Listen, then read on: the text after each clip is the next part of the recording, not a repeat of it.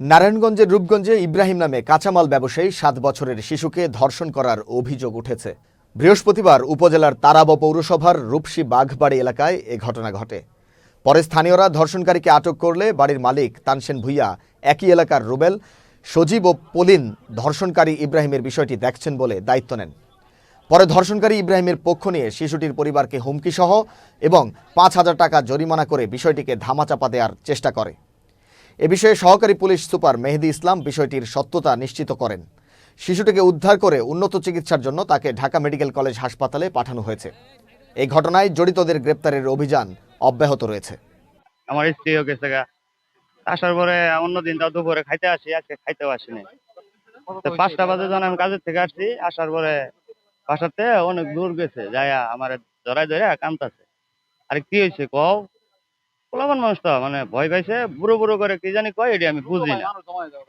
পরে বাসায় গেছি, বাসায় যে আরো লোকজন আছে, মহিলারা আছে, তারা বলতেছে যে এই ঘটনা, এটা আপনি কি করবেন?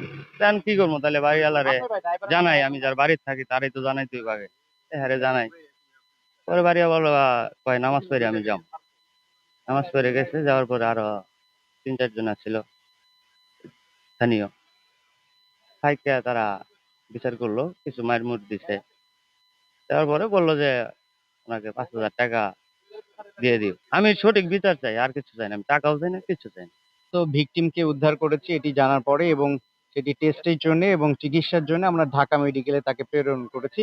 আর আসামি যারা রয়েছে তাদেরকে উদ্ধারের জন্য আমরা অভিযান পরিচালনা করছি। না, আমরা অবশ্যই আমাদের সর্বোচ্চ চেষ্টা করব, এবং আমরা সবাইকে বলবো যে আইনের তো একটা প্রসিডিউর আছে, সেই প্রসিডিউর মেনটেন করে সর্বোচ্চ শাস্তি আমরা নিশ্চিত করব।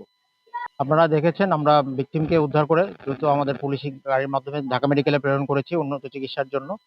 আর আপনারা দেখেছেন যে আমাদের অভিযান কার্যক্রম অব্যাহত আছে। আমরা আশা করি যে যেহেতু আমাদের বোনের উপর, আমাদের অত্যন্ত ছোট একটি বোনের উপর এই ন্যাক্কারজনক ঘটনাটা ঘটেছে, আমরা আপনাদেরকে আশ্বস্ত করছি স্বল্প সময়ের মধ্যে আমরা আসামিদের গ্রেপ্তার করব, এবং এই ঘটনায় সর্বোচ্চ শাস্তি যেন আসামিদের হয় এটি নিশ্চিতের জন্য আমরা কাজ করব।